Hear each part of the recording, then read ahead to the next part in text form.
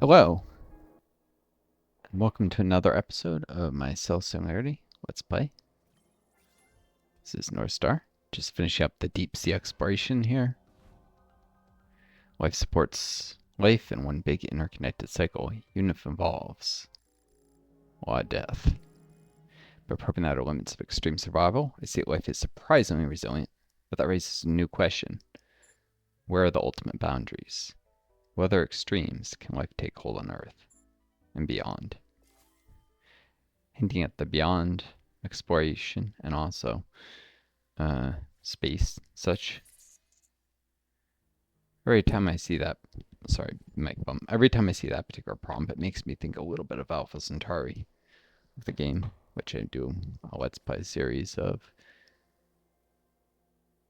The broader question of humanity going to the stars, which is, I think, what that's meant to imply, after all. I did realize something for this game, at least, before, I don't know why people sometimes probably watch this for the commentary. It's not the game, so I'll get to that briefly. But about the game, it's not really cost effective for me to be spending all these Darwinium cubes on these explorations for the chance mutagen and dark matter.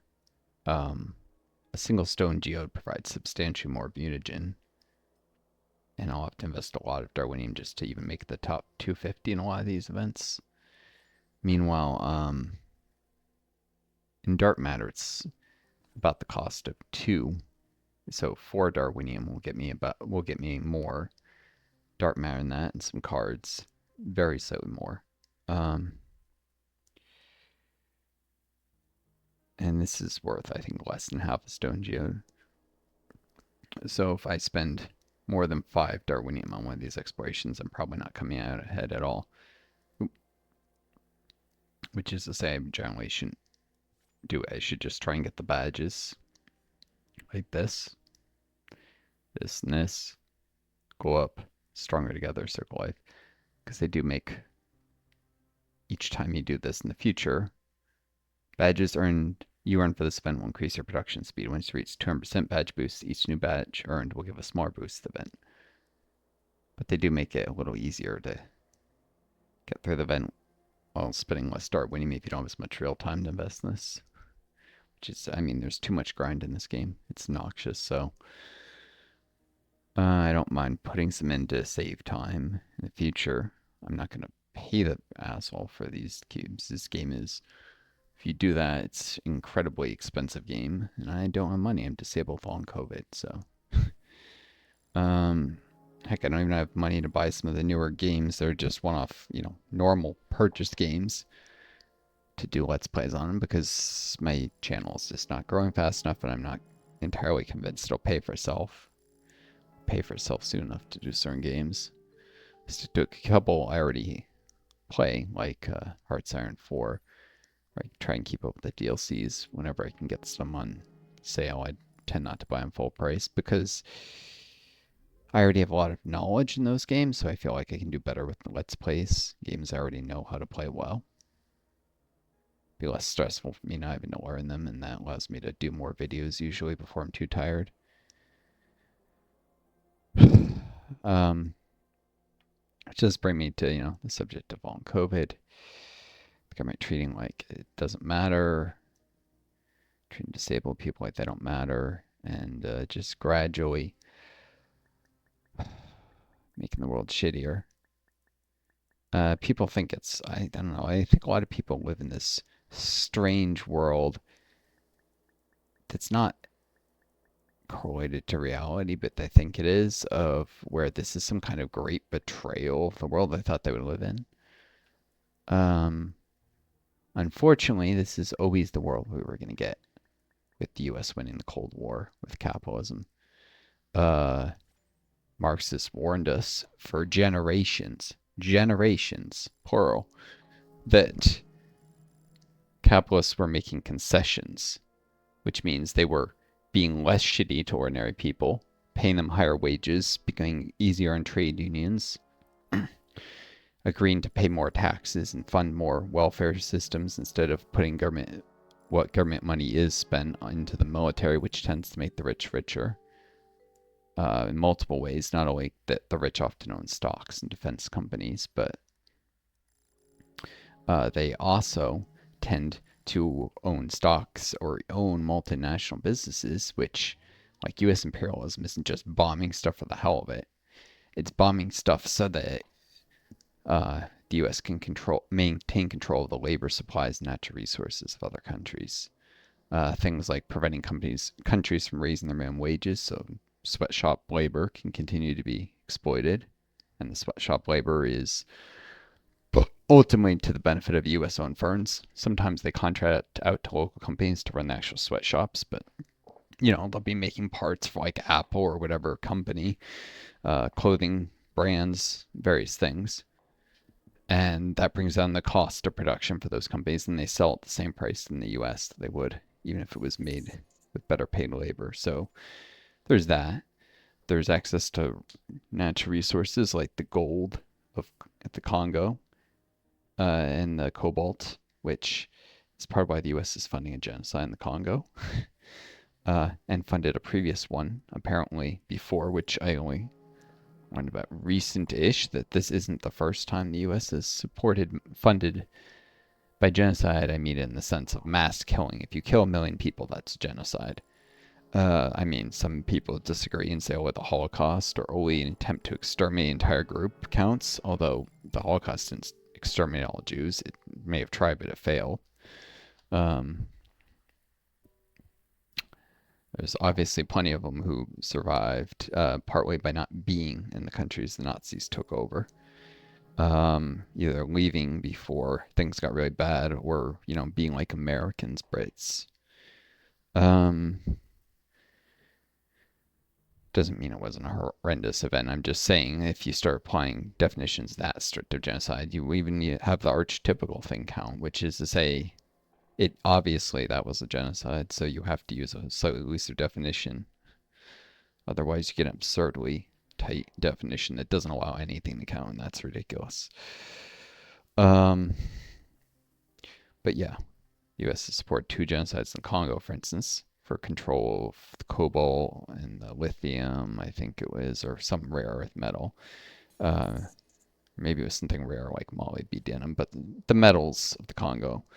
Or the Guatemalan genocide, which was about, I guess, access to areas that were good for growing fruit and some metals too, where U.S. aid in particular funded the Guatemalan government in their extermination of large numbers of the Maya. This is not how it had to be, of course. Much more just treatment of indigenous peoples as possible. I mean, Mexico is demonstrating that right now, where they just elected judges, and their chief justice is now going to be someone of Mixtec ancestry, Mixtec, which is usually it's actually a mixed race of several different indigenous groups, and some amount of African American. American African, like African, Latin American, like so there were black slaves brought over to the Spanish colonies. It wasn't just the United States. So I mean to say, some mix of African and Spanish and indigenous blood, but it's much more heavily weighted towards indigenous blood than the majority group in Mexico, which has far less indigenous blood. So Mixtec judge, so of mostly indigenous genetics ancestry, whatever. It gets complicated because people have intermarried so much. There's very few people who are completely indigenous, but this is unlike, say, the U.S. approach to. I mean, African Americans haven't intermarried so much with white people. That's because racial segregation and prohibitions on intermarriage have been much stronger in the U.S. So unlike Latin America, where people were willing to not be such racist pigs to a certain degree, and you have Dia de la Raza, Day of the Race, for instance, in Mexico, which is a day to celebrate how kind of a new ethnic groups came to being through this intermarriage. So they actually celebrate intermarriage there, which is good. That's a good thing. I fully support people being open to marry whoever they love. And it's ridiculous that even today there's still many white Americans who don't want to marry someone who's not white. Fuck those people. I say this as a white American myself, by the way. I just have no tolerance for racists. Um,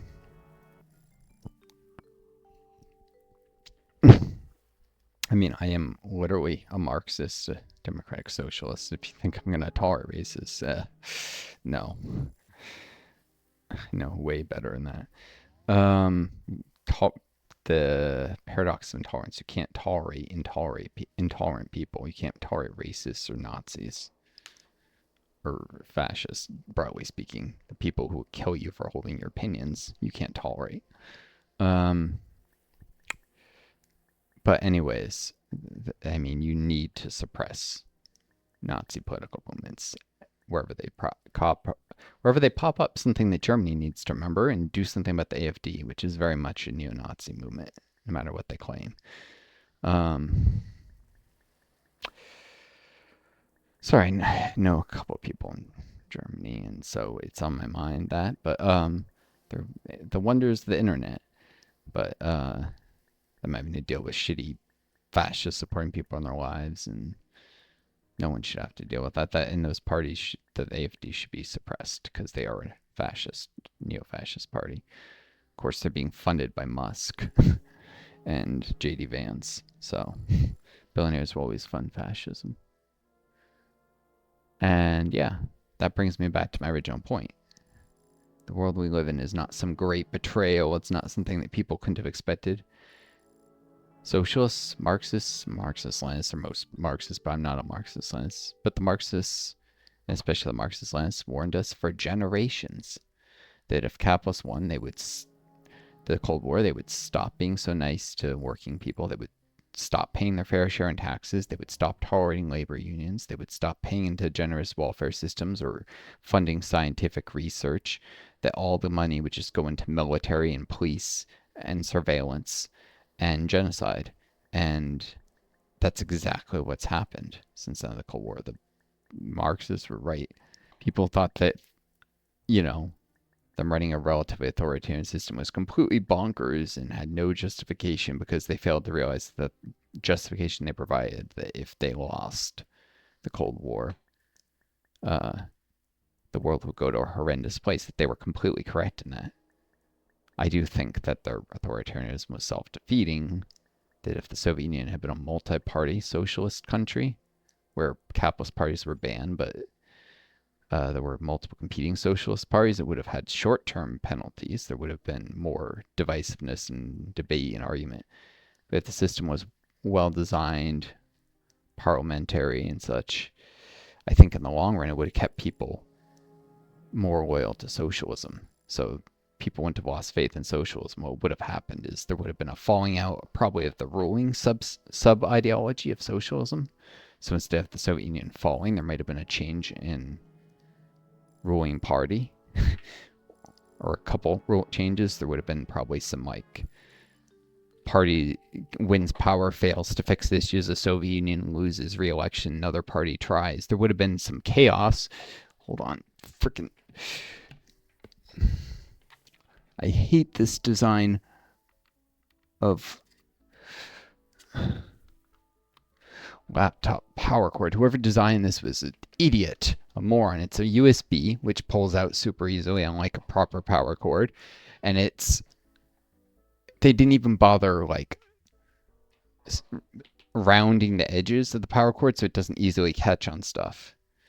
It's very boxy. It's like it gets wider. I'm sure you guys have some idea what I'm talking about. There's cylindrical parts on the cord, and they catch on the edge of my desk, and then it pulls out super easy because there's no resistance. Things should be slightly more resistant to be pulling out. It shouldn't be USB, and it absolutely should be smooth, at least, so it's harder for it to catch and stuff. This is bullshit, and it's just lack of care to design. I've had other laptops before that at least power cords are more smooth and it wasn't an issue. This is shitty design from Lenovo, uh, which, for those who don't know the history of it, they bought the IBM laptop business. I mean, this is essentially IBM engineers that, now work for a Chinese company. Um, Unfortunately, the quality went somewhat downhill, although the price went down too after the app. And the Lenovo laptops are far more accessible than good IBM ones were before. Um, I can't complain too much that the value is better, but I can say an individual entry in their series, some of them are good and some of them are bad. Some of them are better than others, and this is a problem with the design of this particular laptop and its power cord in particular. It's not even the laptop itself, although I'd argue there's issues with the fan design too. I mean, I have no problem with the stats of the laptop, if you will, the amount of RAM and stuff, and its performance. But a lot of peripheral things were not designed very intelligently, like the power cord, the fan. Um, I'd say that it could have the materials are right, but it feels like it could have been a little more reinforced in places. So it's little things, little attention to detail like that, which they probably make ones that have the attention to detail and charge twice as much for just something that's like 2% better, because that's capitalism. And this is a capitalist firm, even though it's Chinese owned. China is weird because it's like half socialist, half capitalist, but all the consumer goods you buy from China, those are all capitalist made, whether it's tube socks or laptops. Um, Parts of the Chinese economy that are socialized, that are under worker control, often, usually by way of the government, though there's often a lot of workplace democracy, not as much as there should be, saying this is democratic socialist. It would be better if they had more workers' cooperatives. But the parts of the economy that are actually socialized are power generation, so electricity, their electric grid, infrastructure, development, construction, banking, uh, some certain heavy industries, like sometimes like steel production, agriculture, what they call the commanding heights of the economy. But that's not the stuff you buy as an American. The stuff you buy is all capitalist made. Uh, Chinese people in China benefit from a lot of like this good infrastructure that doesn't cut corners because it's socialist. Um, Maybe it's more expensive, but like you don't have these companies cutting corners in ways that are going to create huge problems down the line. At least not as often as a developing country at a similar wealth level would, because you can't compare it to like the U.S., which is a much wealthier country.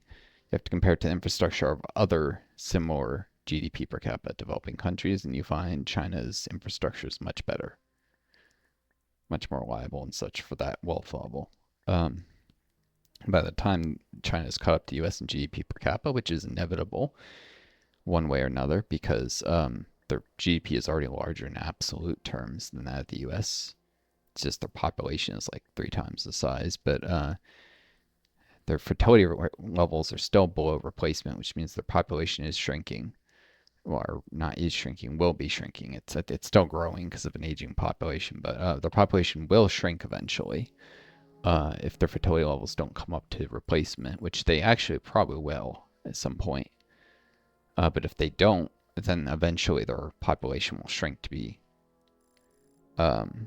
potentially the same size as the U.S. and their economy is already bigger, and that's how their GDP per capita will end up bigger in the U.S.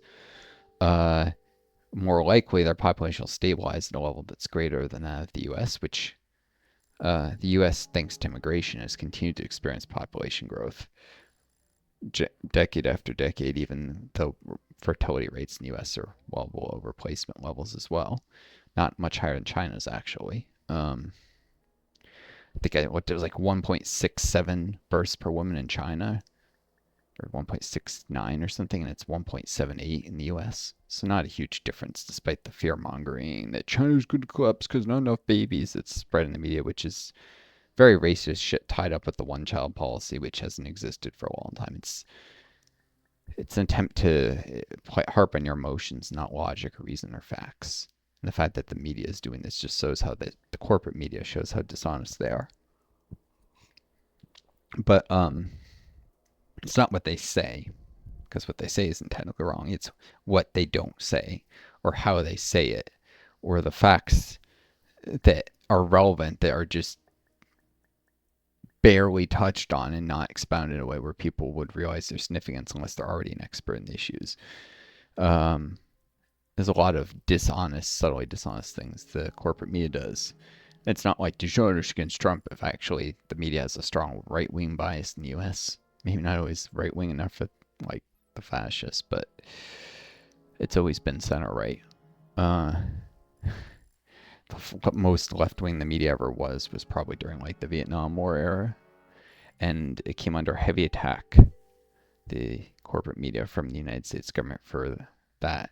And as a result, a lot of the more left wing people were slowly purged from the media empires, and billionaires gained more control of the media, and there was consolidation. So the media became more right wing than it was then.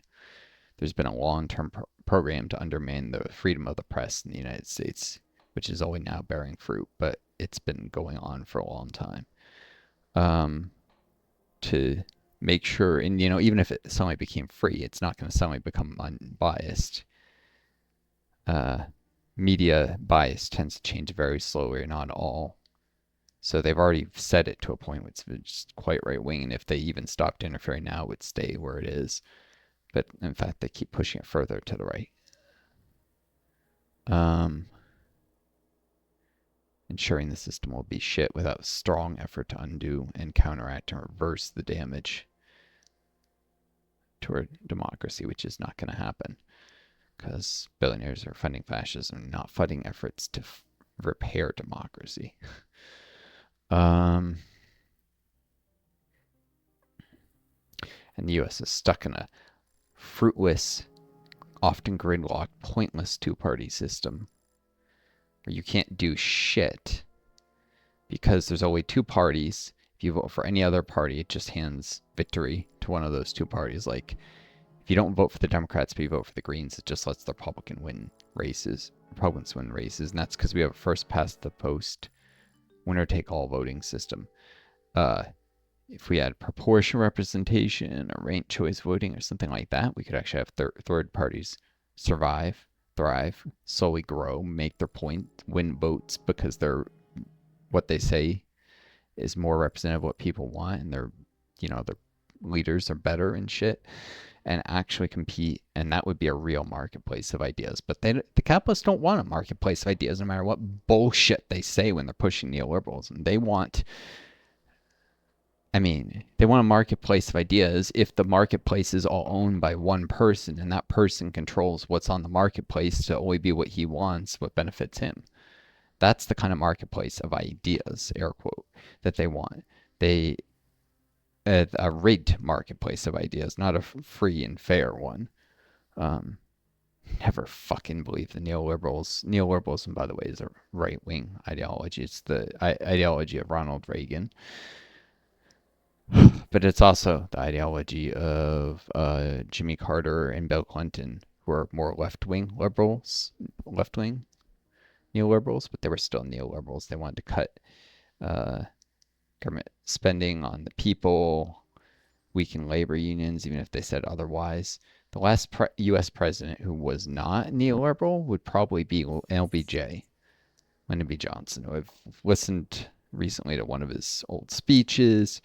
He says things aren't neoliberal, although some may argue that he was working with the neoliberals even as he spoke otherwise. And there's some evidence for that, but he was doing the war on poverty, which is very not neoliberal thing. So the question is whether he was planting the seeds of its destruction, even as he was doing it or not. Because some of that was carrying on JFK's legacy. JFK was not a neoliberal, for sure. And he was assassinated for some of his views that went against the increasingly powerful neoliberal establishment.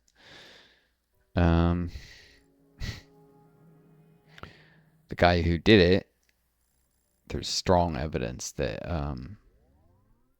not arguing some conspiracy theory that it was someone different than who it's attributed to, but rather that that person had previously tried to assassinate a right wing general with fascist views and failed. And he was friends with so it doesn't make sense he would try to kill JFK. It was left wing. And he was friends with a CIA agent who there's evidence may have influenced him towards targeting JFK instead of fascists. Because there were, there was a general with not very hidden fascist pro segregationist views on top of that who that's the kind of person that this guy was a left wing person. So he should not have been targeting JFK. He was manipulated and redirected, most likely, by this supposed friend of his. But how is anyone going to prove that? This is the kind of thing that happens in like person to person conversations. This kind of head game with someone. It's not something there's going to be a record of anywhere. Um, Other than the connection that he was friends with this person, which is a proven fact. Uh, and there's strong evidence that the CIA director insinuated to Nixon in some conversations that his life might be in danger if he didn't go along with certain things, which suggests that the CIA had a hand in, you connect the dots. But the truth is much more mundane. It's not there was some second shooter or whatever bullshit. No, it's that the guy who got caught may have been manipulated into doing it.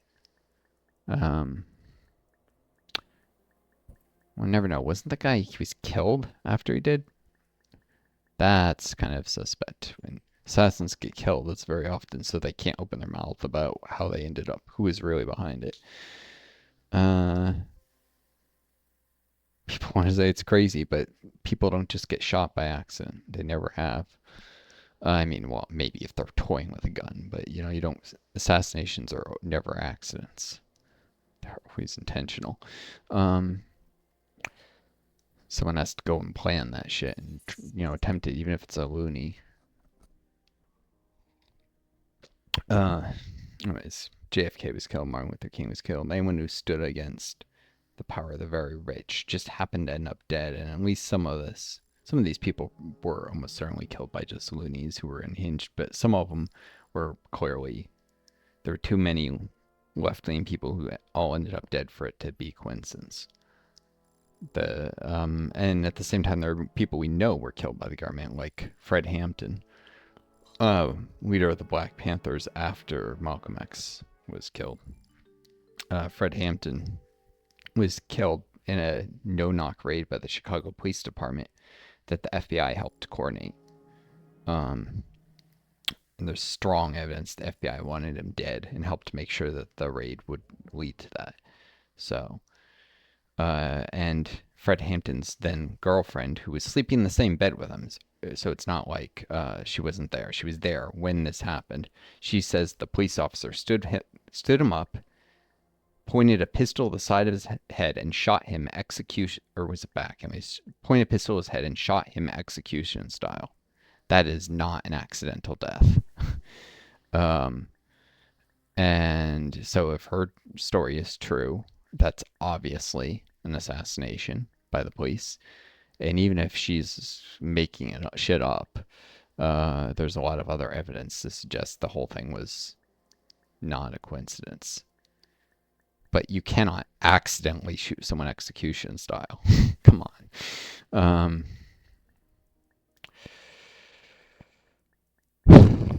She holds that story to this day. She's never recanted or anything. She sued the Chicago PD and the FBI, if I remember correctly, for murdering her boyfriend, I think she was engaged to at the time, or was about to be engaged to. They were gonna end up married. They were like, there's a life partners would have ended up married kind of situation. So that would have been her husband eventually, and she was pregnant with his kid. So yeah, that's something that was kind of was kind of one of those situations where maybe they didn't want to get married till after the kid was born. Some people wouldn't think it was just because of the kid, or you know, because people whisper, or maybe because they had were a little bit cynical about marriage. I mean, there's people like that, but regardless of why they delayed it, they're probably gonna end up married. They're having a kid together. They were in a very long-term relationship, and yeah, uh, she was there, and she says that he was executed by the Chicago Police Department. And I would believe it.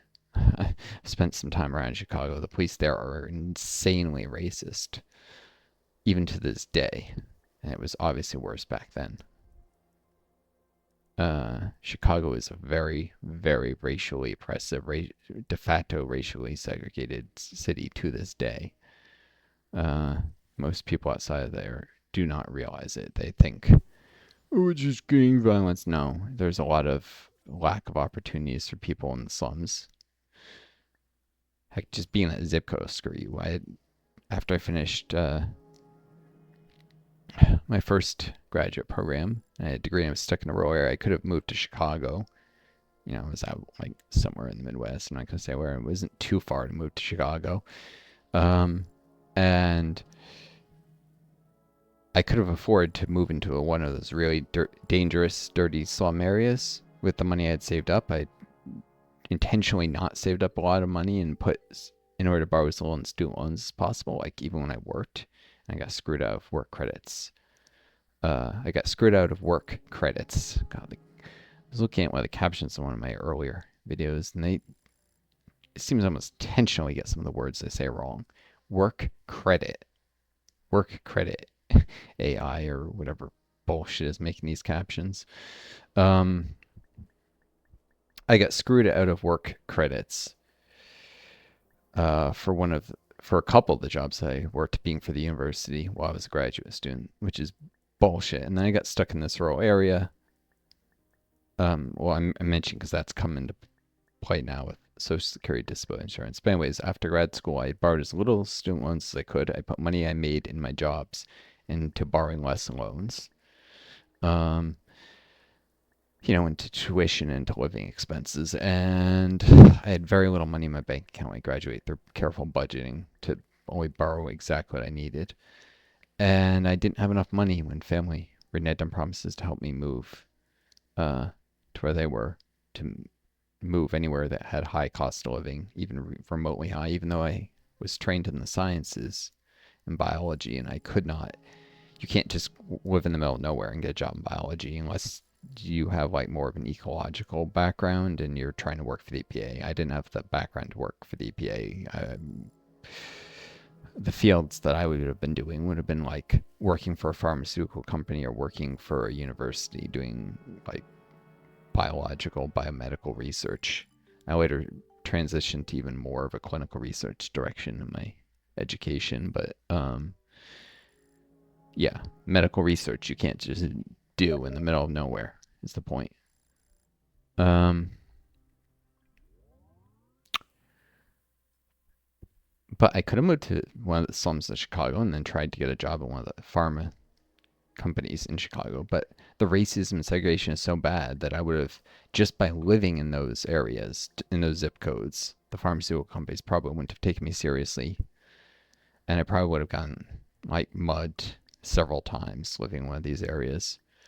Would have suffered various forms of criminal violence because these areas are very police only come in to basically screw at the black people. They don't protect anyone living in a lot of these slums of Chicago. In fact, I knew many people who were loudly, because they're all around the Midwest. There's people who like used to live in Chicago, come out to other little smaller towns, and they try and agitate about the police actually protecting people in the slums instead of just trying to lock up people for minor nonviolent drug offenses, because that's usually why like people up there screaming at people who are doing nothing wrong and just quote look suspicious, but not dealing with the obvious criminals. And not actually trying to protect people, trying to protect businesses mainly, if anything.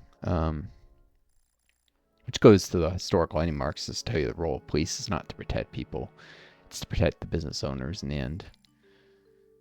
The petty bourgeoisie, to a certain extent, and especially the high bourgeoisie, the billionaire class, their property, and to keep the lower classes down so they don't dare think of revolt against the billionaires.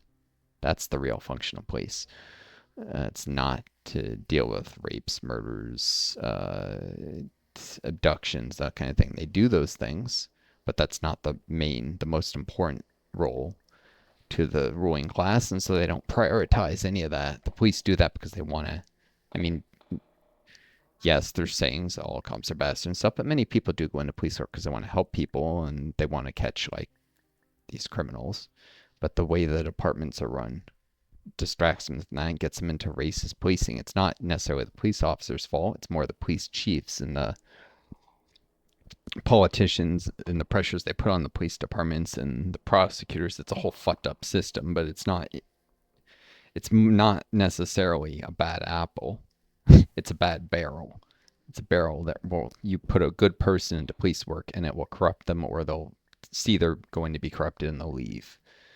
But a lot of good people go into police work thinking they'll help, and they end up corrupted by it, or they end up being disgusted by it and leaving. Um, I mean, I used to be an EMT, and it's not entirely dissimilar in EMS. A lot of people get so jaded with the waste, fraud, corruption, and abuse in the medical system that they either get disgusted and leave, or they get fucked up by it and they just stop caring about people. There is a small group like me who are trying to become like physicians and think, oh, if we just claw our way up to a position where we have more power in the system, we can change it from within. There's people who try that, and usually they fail to change it when they claw their way up, and then they either settle for doing what good they can, or they burn out and stop being physicians or whatever they were. I would have personally probably ended up just selling for what good I could do, and probably would have eventually got my career destroyed over. I don't know, if I had never become disabled with long COVID, I definitely would have entered an MD program. And I would have been in my third or fourth year of an MD program now. Let's see, it's 2025. Probably would have started one in 2022 in the fall. It's my guess. I'm assuming a gap after my program because the research was going a little slow. So would have started in 2022. So in 23, I would have entered my second year. In 24, I would have entered my third year. And in so I would be between my third and fourth years of med school right now if I had not gotten disabled with long COVID. That's where I'd be. I'd be one of the oldest students in my class. But that's assuming the other thing wouldn't have screwed me ahead of time, and that is Gaza. If I had went out and protested over Gaza, maybe I would have gotten expelled for daring to stand up against a genocide and never gotten to finish med school. That's a very real possibility of what could have happened to me if I was healthy. Because I've not been healthy, I've not really been in a situation to march or protest, and I'm stuck in a suburban area with shitty family, abusive family, and with no real income, a little bit from the state, which just goes to paying a kind of rent to family, which between that and paying for car insurance, the car I almost never get to use, I give to family members so they can get to work. And between that and my phone bill, those three things, I actually lose money each month. I'm living off what savings I still have left. I got some help from a grandparent a while back who's just a one-time thing. He was giving a bunch of money to all the grandkids. Now that's over, and once that money runs out, I'm screwed. And that's even before the cuts to Medicaid and food stamps.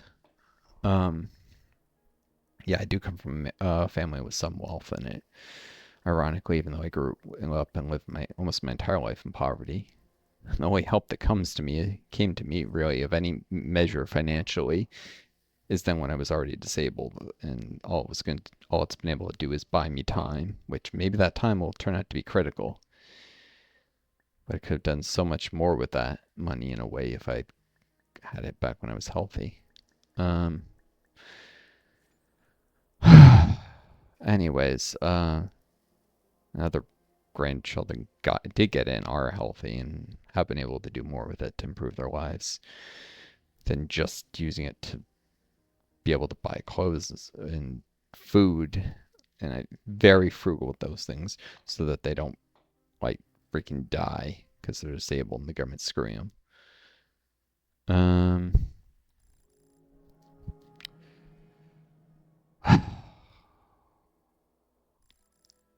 mean, technically, if I had nothing in assets left, the government would give me SSI, but that program will probably be eliminated or made impossible to qualify for by the time.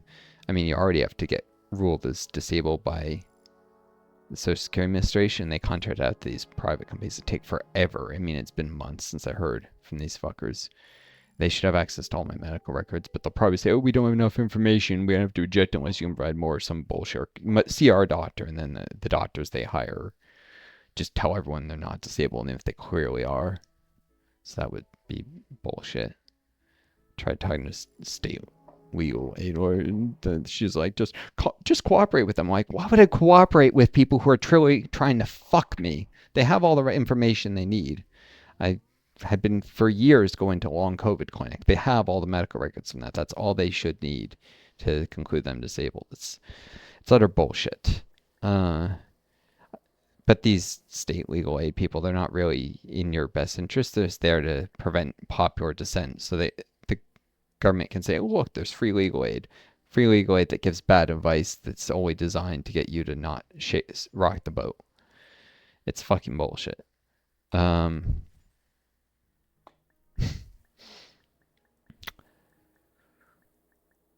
I know it's very well documented by many people what these disability determination people, what the doctors they contract do, and how much they lie and manipulate and try and say no one's actually disabled. So why would I, when you're not legally required to see those people and they have extensive medical records, why would I see one of their people? I'm not going to, this is like the bullshit, like the people said people should just cooperate with the Nazis, when historically, you know which group of Jews were the most likely to survive the Holocaust? It was the ones who violently resisted the Nazis. They were more likely to survive than those who just didn't resist. The ones who went into the woods and armed themselves, or who participated in the Warsaw Uprising, those were the ones who survived at the highest rates. You don't survive an oppressive system that's trying to kill you by cooperating. I'm not going to see their scammer doctors who will lie about people being disabled when I can fight them on this legally. Even you're not obligated to see their people. They have very extensive medical documentation from world experts in long COVID. There's absolutely no reason their unqualified shitbags should need to see me. And it's a huge task for me to see them with how little energy I have.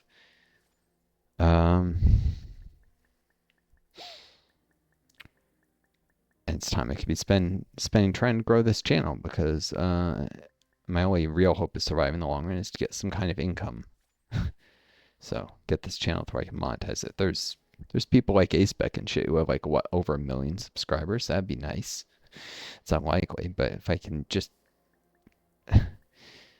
I'm just thinking of trying to get to the point where I can declare myself self-employed and leave the United States, because this country is going fascist, very likely.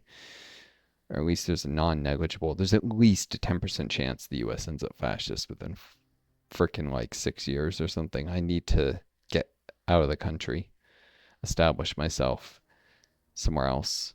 And I can't do that if I'm too sick to work, because almost nowhere will take you unless the country you're coming from, they consider it eligible to take asylum applicants. No country on earth is taking asylum applicants from the U.S. right now, because that would piss off Uncle Sam, so they're not going to do it even if the U.S. is putting people in concentration camps left and right.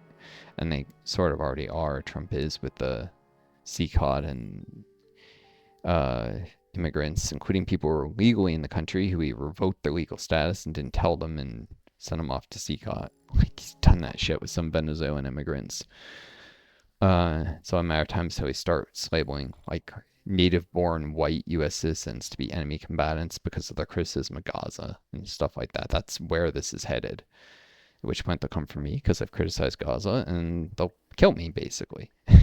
So I should be able to get refugee status, but no country on earth will take it. If you're listening and you're from like Norway or Sweden or France or Germany, tell your freaking government to start taking American refugees before it's too late to. I mean, I know they're going to do like a 3 year long review process if they change their policy. So get them to start that now, because 3 years from now, who knows how bad things will be. Contact your politicians. I mean, they listen more in other countries than they do in the US. Hold protests even about this, because it might not be enough just to write your politicians. So get a group together and protest in solidarity with Americans who are afraid and see where things are headed and want to be able to leave. Get the ball rolling, because there's nothing I can do as an American to get countries in Europe to accept American refugees. That's on countries in Europe and the people who live in Europe who are listening to this, if anyone. And there are many countries who signed on to the UN Convention for the Rights of the Disabled, which means as a disabled refugee, I would be protected, be able to get welfare systems so that I don't die. Similar to the ones we get in the US, but those programs are under attack now. I wouldn't necessarily be materially better off, but I would be safe from political persecution. So, and some European countries do have somewhat better welfare systems, so I may be a little better off materially, but not dramatically. The reason to do it is very much to escape political persecution that's coming down the line.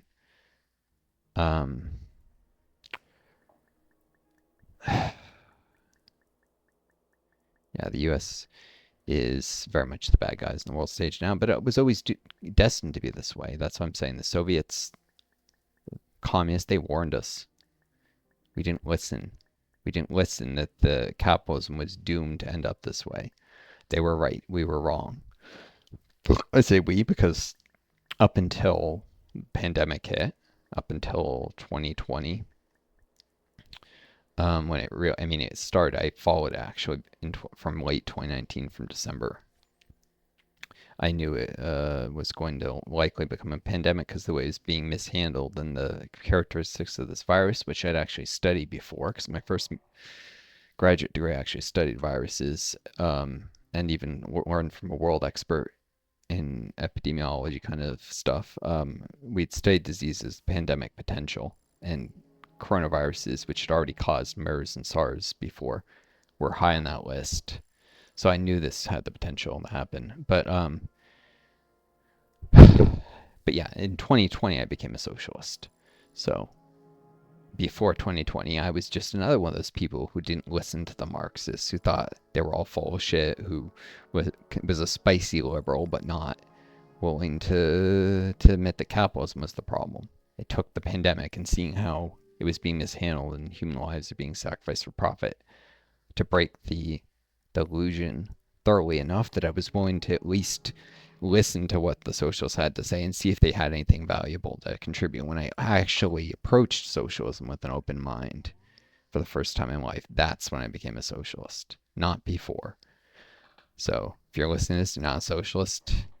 When you're ready to open your mind to listen and to seriously study what the socialists have to say, not just to read the Communist Manifesto once, which is it was basically originally a group of pages that were nailed to like light poles in a public and building doors in a public square in Belgium. That's what the Communist Manifesto was. It was never meant to be a thorough explanation of communism, but kind of a propaganda flyer. So you cannot use that to understand socialism. It was done by Marx, so it's Marxism. It's not Marxist-Leninism. The problem with Marxist-Leninism is democratic centralism, which that's an innovation that Lenin created, and that's what led to the Soviet Union becoming a one-party state and so authoritarian. Socialism and national industry, none of that's not inherently authoritarian. That's bullshit. People claim that's authoritarianism can go suck it. They're lying shits. But a secret police only one legal political party, that's authoritarianism. That's the nature of authoritarianism, and that is due to democratic centralism. That's due to the theory that all socialist parties merge into one socialist party, and therefore, if you haven't done that, you're not a legitimate party. That's a pretty direct statement of the need for a one-party state.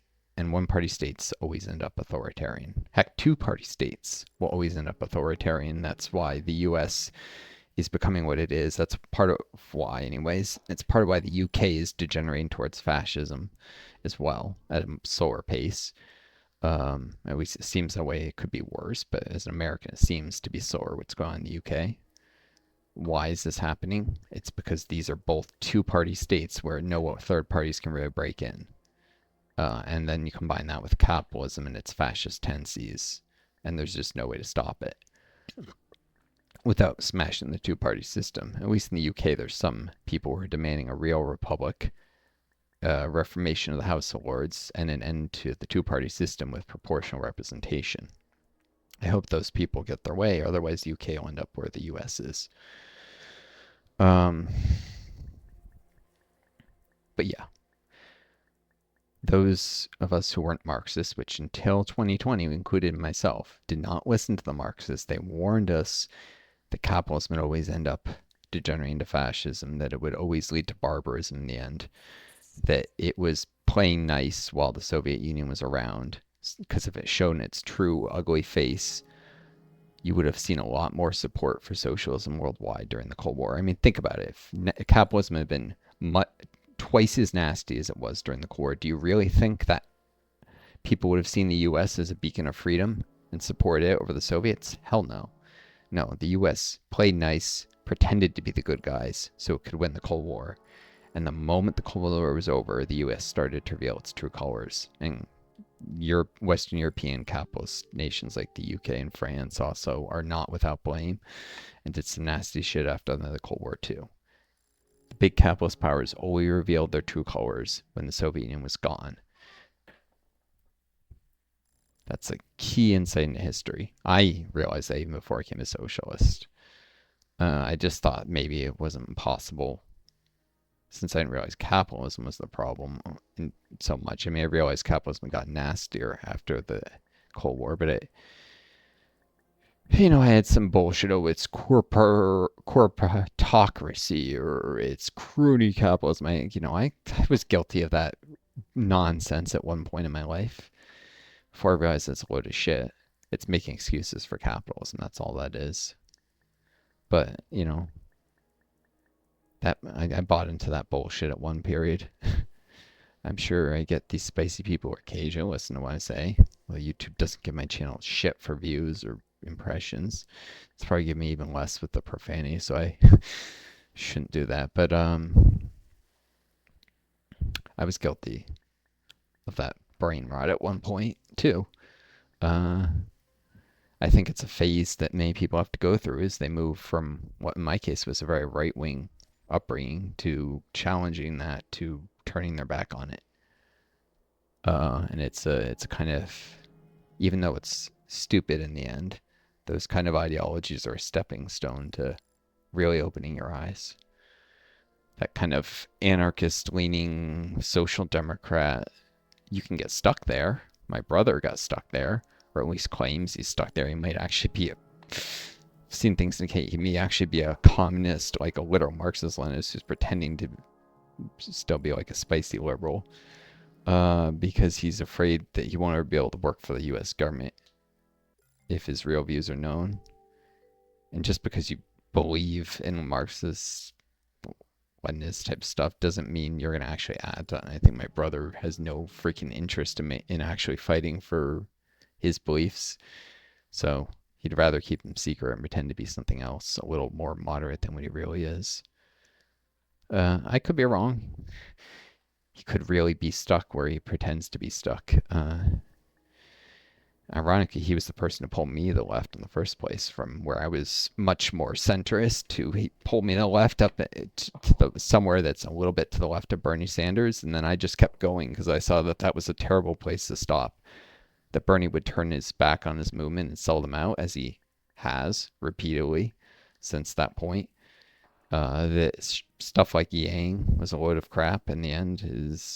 He's not wrong that universal basic income would help people, but it was nothing but an attempt to prop up a failing capitalism that Andrew Yang saw was failing, but he was just another capitalist twat. God, maybe I should edit that word out. He was another Andrew Yang is though. Can't believe at one point I did some like phone banking for him. Um, because I thought correctly UBI would help a lot of people, not because I thought he was a great. Just it was almost a one party thing. I mean, a one issue. Just wanted to see this one issue, step forward on that because I saw how the welfare system was full of holes and how mass unemployment from due to AI and stuff is coming down the line. I'm like, shit, we need UBI. We do need UBI, but it's not going to fix capitalism. A lot of Marxist-Leninists actually oppose it, but what they're really doing, whether they admit it or not, is they're dipping their toe into accelerationism. They don't want to put a band-aid on capitalism because they're afraid that that will reduce people's urge to get rid of capitalism, and they see that it won't fix problems in the long run. But it's better to put a band-aid on a gaping flesh wound and do nothing at all for it. UBI is a good thing. It's just not going to fix their problems, but it can make them a little bit better.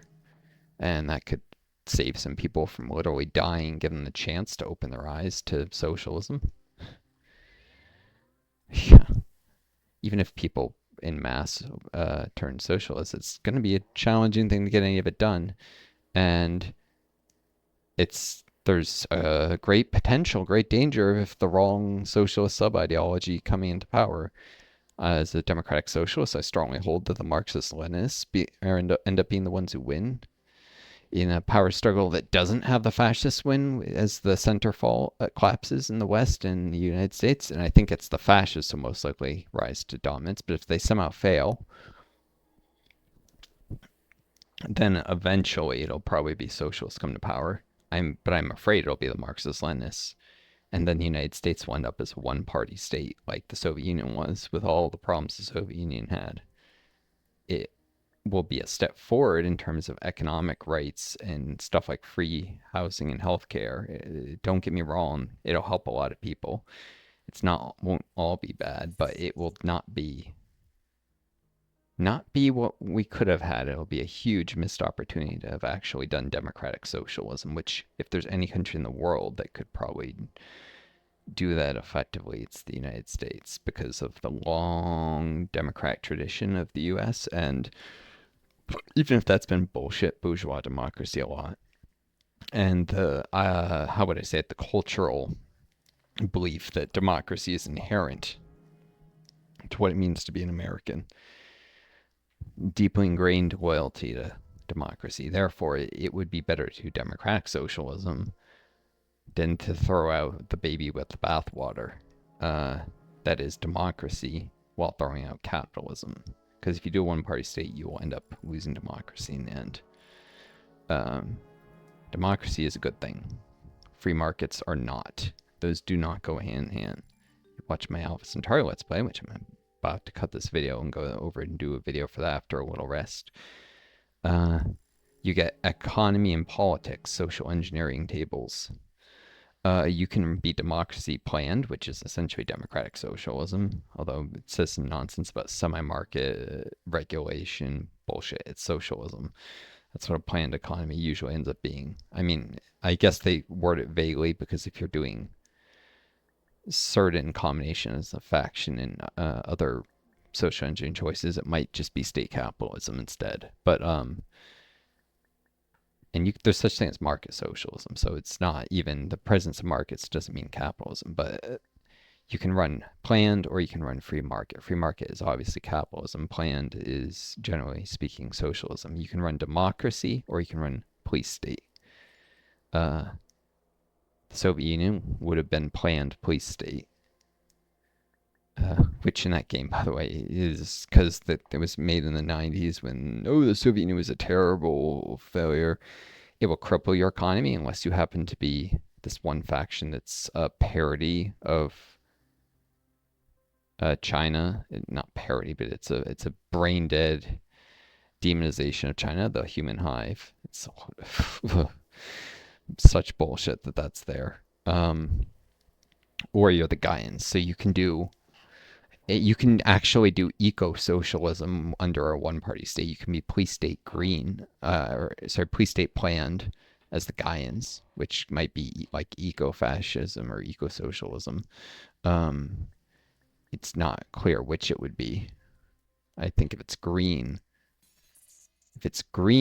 economy, because there's free market, green, and planned. If it's green police state, that's probably eco-fascism. If it's planned police state, it's probably eco-socialism. But either way, but in a militant eco-socialism, which I'm an eco-socialist, but not in the sense of like authoritarian government, uh, democratic socialism. But yeah, it gets very messy. There's a lot of ways you can imagine. You can imagine democracy green as eco-socialism as well. But yeah, the game leaves a lot of openness for interpretation. But point is, you can choose police state or democracy. You can choose planned or free market, and certain combinations can be rough. Like planned and police state will lead to all your energy except in your capital go into waste, all of it. The way you can produce science or money is through specialists at that point and through your capital, which means you can actually start running a functional economy. You just don't build solar panels anywhere except around your capital base, and you make sure not to crowd it because it needs to work all its tiles at that point. And so you heavily develop your capital, and then you run a specialist economy everywhere else where you need energy and mostly focus on raw, heavy industry. But that's still a ridiculous parody of the Soviet Union. Their economy didn't work that poorly.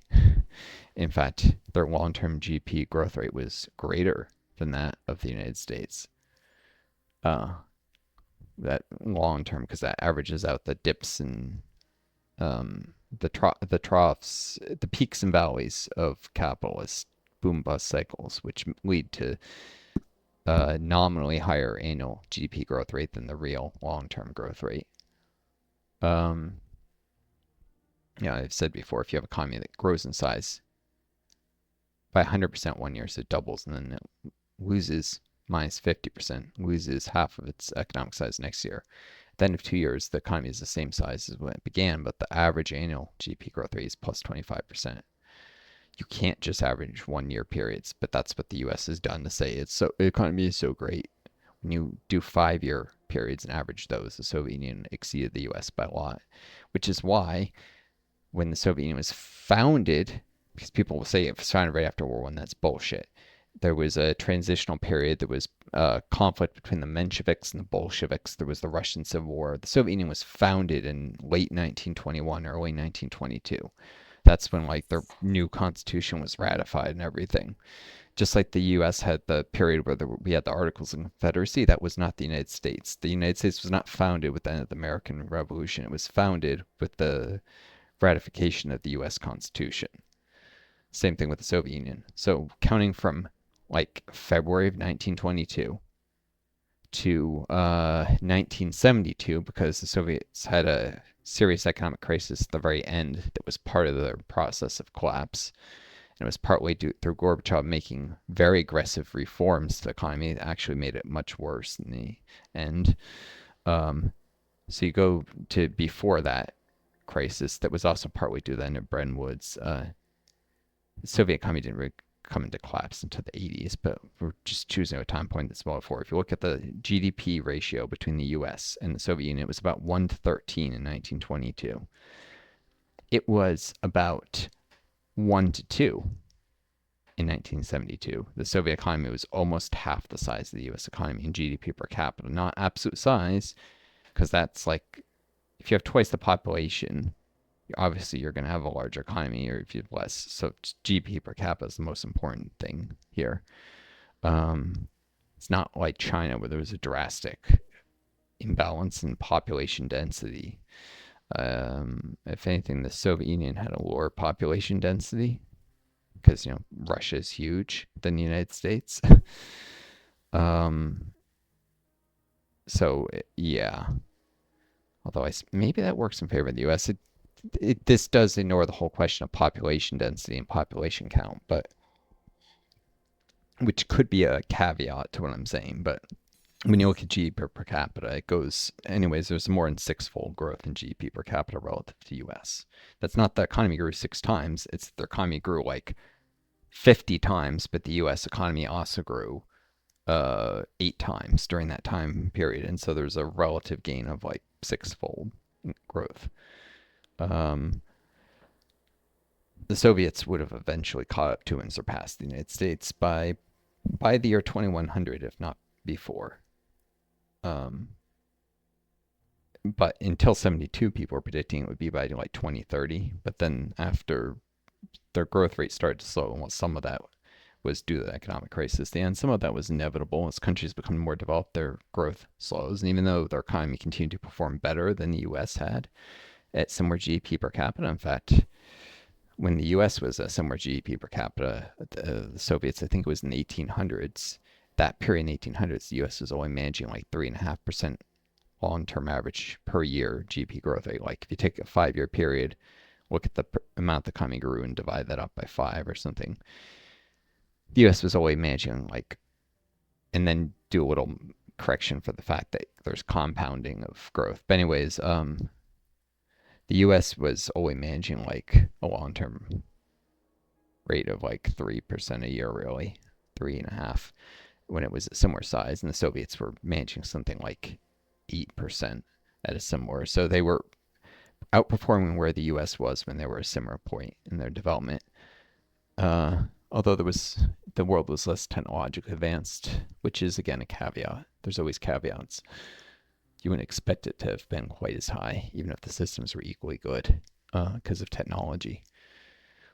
And there being less tech flow into the U.S. than there was in the Soviet Union, although not much less, because the U.S. cut off the Soviet Union from technology around the world as much as they could.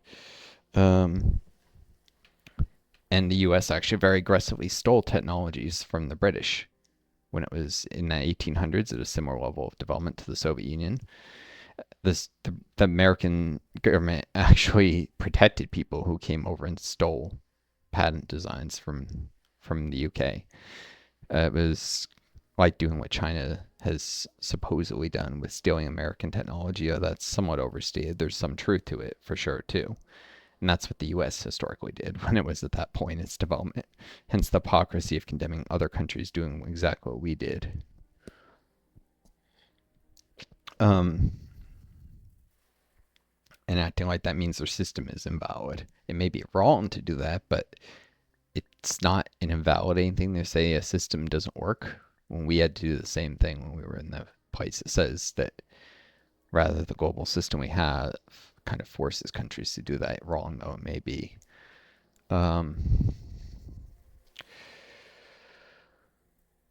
Because China exists in a world that's mostly capitalist. They have to play by the rules of that world. Soviet Union was big enough and was in a world where China existed and was also socialist that they could play by, to some degree, not have to entirely play by the capitalist rule book. So their situation was different. China is now isolated. Russia is very much a capitalist power. There are no other major socialist powers in the world besides China, and they're only a half socialist. Although they may return to being fully socialist in the future. There's strong indications that's what they plan to do. They've, even speeches have been made and stuff. It's officially that's their policies to return to socialism, having dipped their toe into capitalism in order to get direct foreign investment so they could grow more rapidly. And indeed, for a long time, were, after the fall of the Soviet Union, pretty much the fastest growing economy in the world. And they succeed in that. They caught up to the US. They've exceeded the size of the US economy in absolute terms, though not GDP per capita. And now's the time for them to go back to being more socialist, even if the transition actually hurts their economic growth. In the long run, it should help them more, as long as they can avoid war with the US and this sanctions bullshit that hurts the Chinese economy, obviously, regardless whether they're capitalist or socialist. All right, well, I wish you folks all the best. taught enough. So take care of each other. Be kind yourselves. May you always find a guy and start a video. Adieu.